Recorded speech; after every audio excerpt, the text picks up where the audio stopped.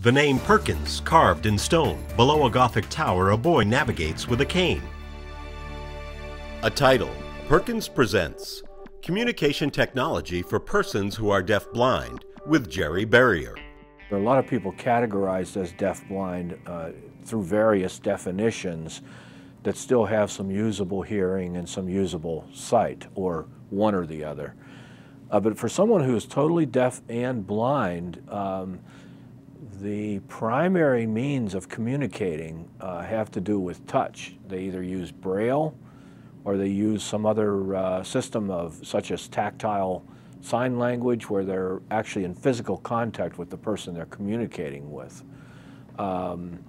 So the communication barriers for people who are deafblind are many, and they're difficult challenges to deal with.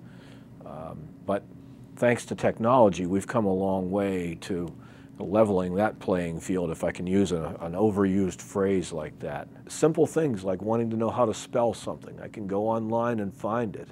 If I want to look up directions to go to a place, I can easily go online and find those. Those things were virtually unavailable to me until the advent of the internet. So that's part of why I am passionate about technology, and I embrace it in my personal life and also in my work life. Fade to black. A graphic of the Perkins logo swoops across the screen, revealing a chapter heading: Braille, the foundation of deafblind communication. I can say without any hesitation that Braille is one of the most wonderful skills, one of the most useful skills I've ever learned. I learned it when I was 6 years old in first grade. People talk about how difficult Braille is to learn, but for a first grader, it's a snap. It is not difficult. It's like sighted children learning to read and write with a pencil or a pen. It's not difficult because they're at that stage of their life when learning things like that is easy. So by the time I was in fourth grade, as were most of my classmates, I was an expert at it. I was a good Braille reader and have used it ever since. When I first learned it, I learned on a Perkins Braille writer. In the upcoming video clip, Jerry Berrier is shown loading a sheet of paper into a next-generation Perkins Brailler. He then narrates his actions. Perkins Brailler is something that I don't use as often anymore as I used to either, because I'm fortunate enough to have access to a Braille embosser. So when I want to write something lengthy, I type it on the computer and then use software to convert it into Braille and send it to an embosser. But this is a wonderful device. I'll just type a little bit on it.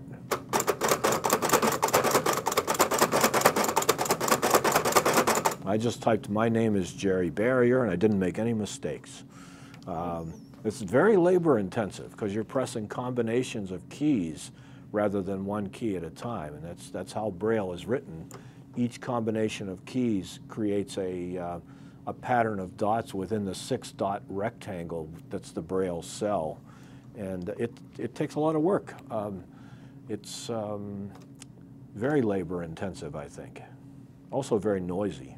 And the Braille writer has not changed a great deal in about 60 years, although recently Perkins has come out with a couple of new models that have added some adaptations to it. We see a Perkins Smart Brailler being demonstrated. The Smart Brailler has a digital screen and also voice feedback.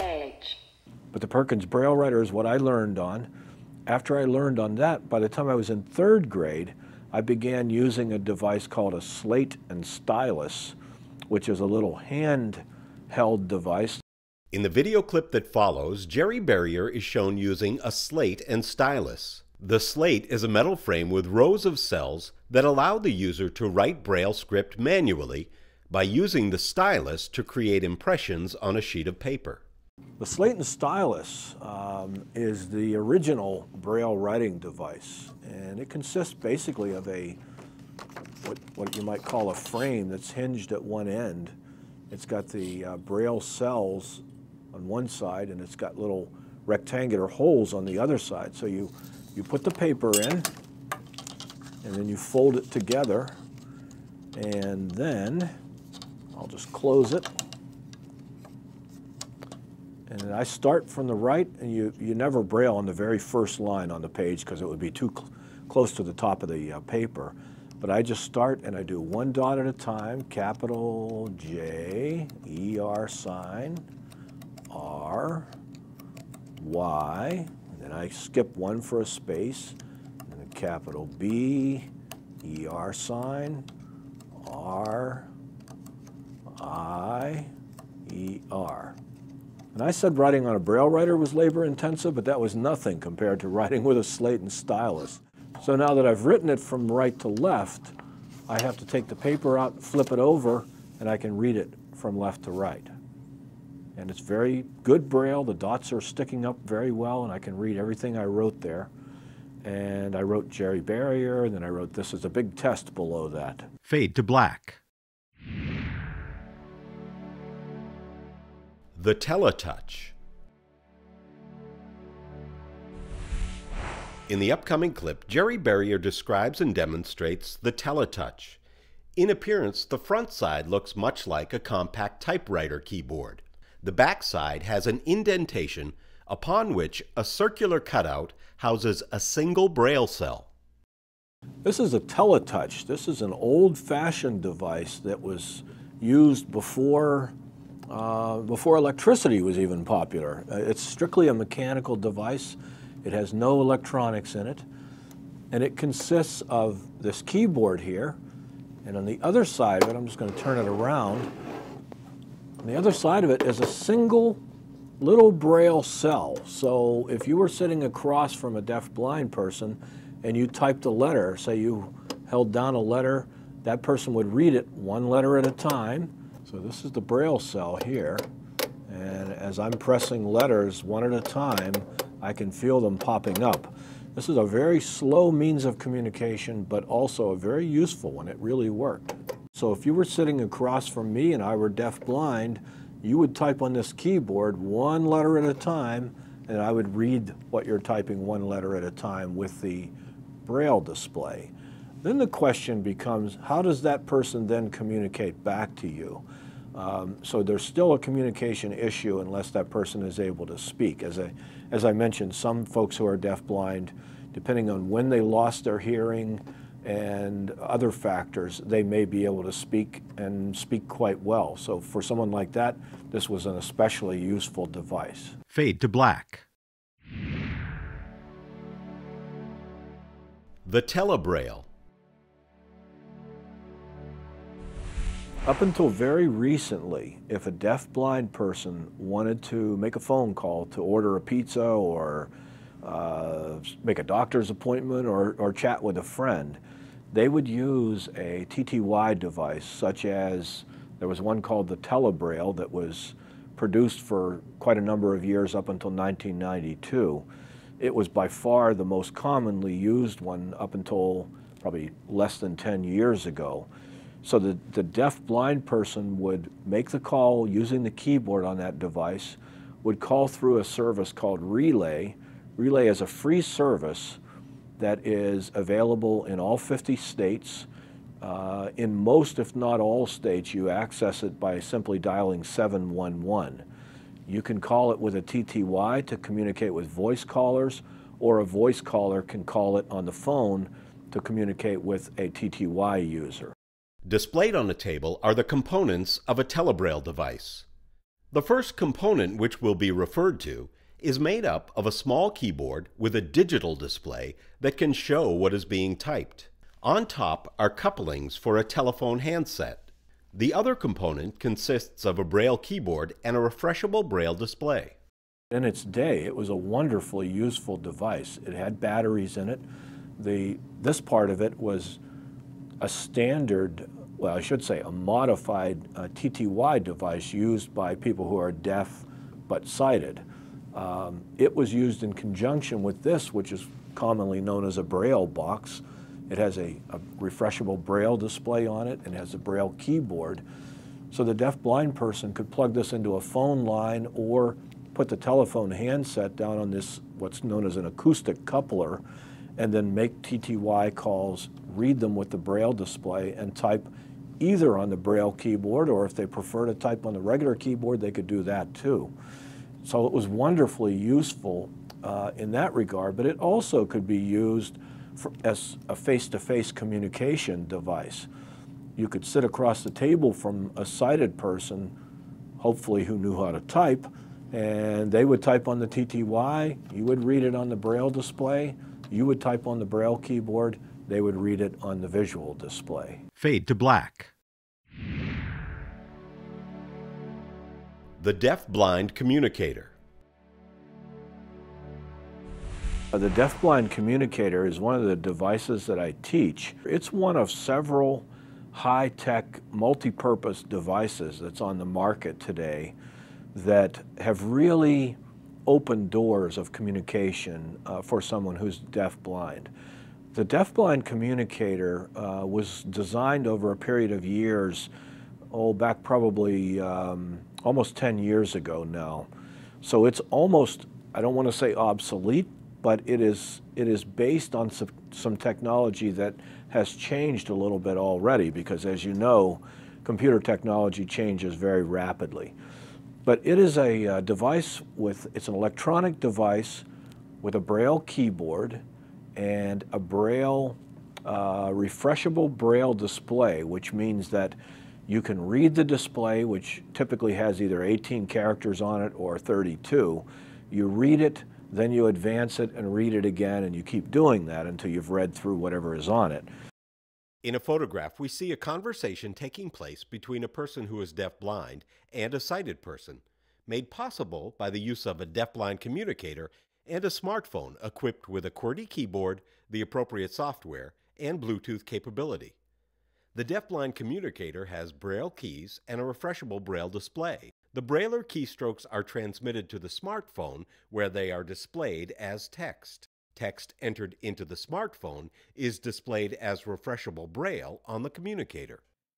It has a phone line connector on the back. It also has a connector that will accept an external wireless card. It can be connected with an Ethernet computer cable. So it can be used for email.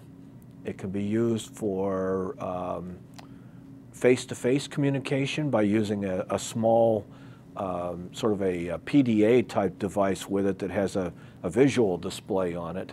So a sighted person could type on that, and then the deaf-blind person would read what they type and write back to them from the Braille keyboard, and it automatically converts the grade 2 Braille that's being written by the deaf-blind person into text that a sighted person can either read or can see on a display.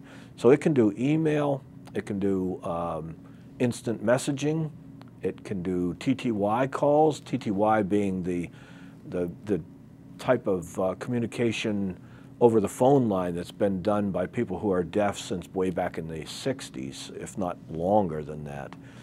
So it does a wide variety of things, and it is used by quite a number of deaf-blind people. But in order to use that kind of device, you have to have good Braille skills, which of course not all folks who are blind or deaf-blind do. I think the statistic nowadays says that between 10 and 15% of people who are blind are fluent in Braille. And most of those are people who have been blind from birth, people like me. Among deaf-blind folks, Braille is critically important, so probably a higher percentage of them use Braille, but certainly not everyone. So you have to have good Braille skills. You also have to have the ability to learn and be comfortable with technology, because it's a device that it can malfunction. You can accidentally get off into the wrong menu and be in the word processor when you're really meant to be in the email program.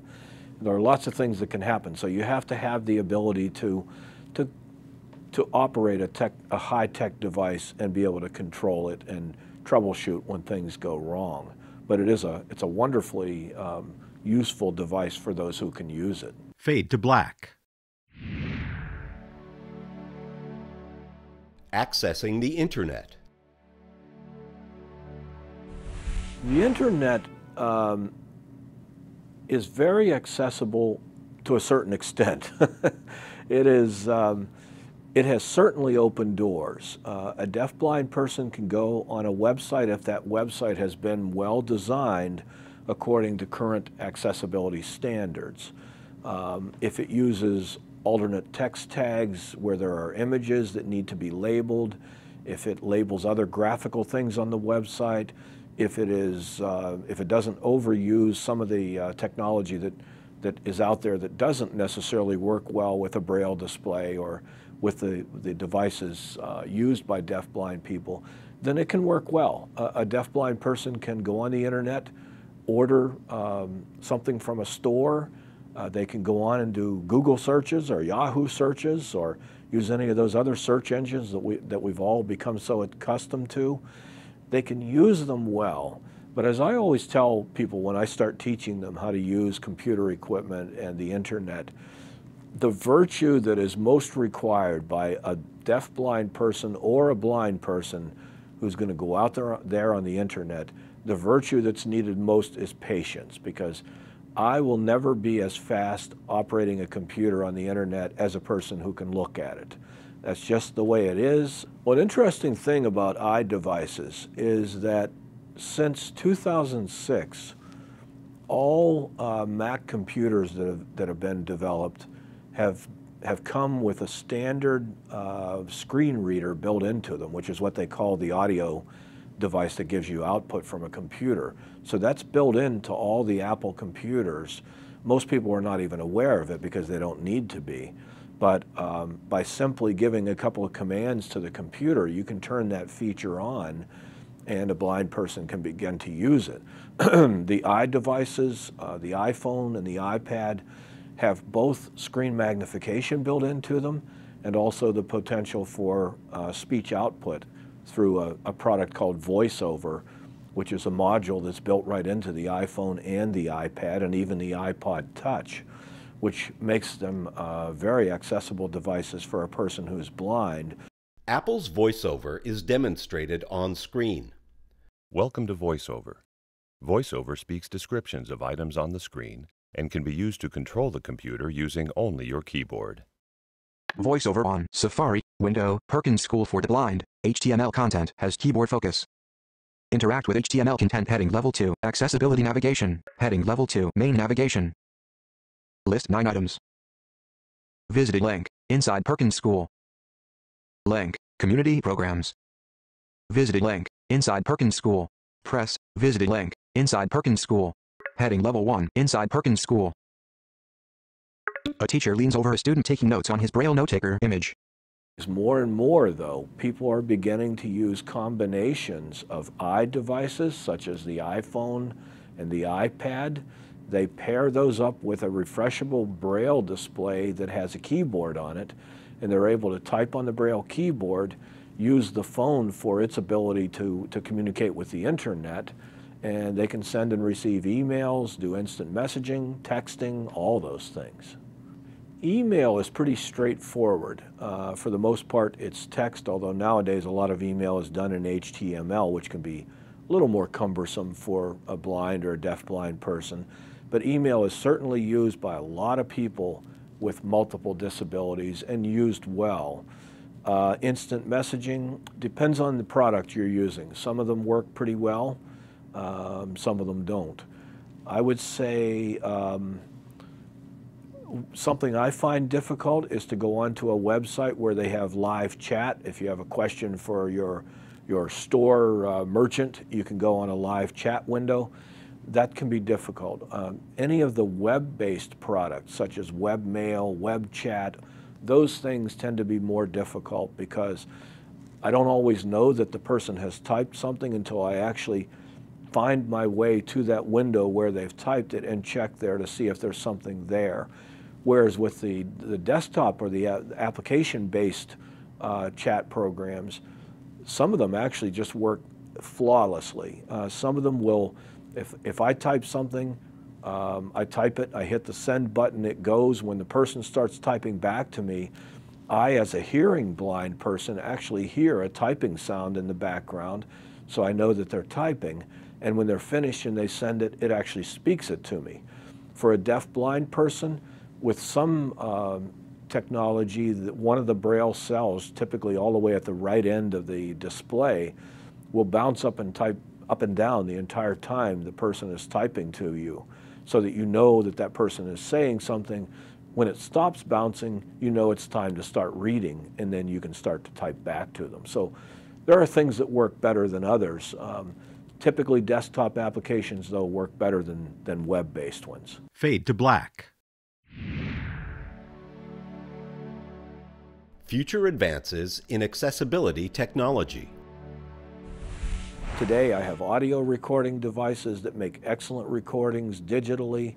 I have Braille input devices that I can take notes as fast or faster than you could ever write them with a pen, and do it quietly and concisely and reliably. So things have changed a lot. The world has really been opened to us by technology.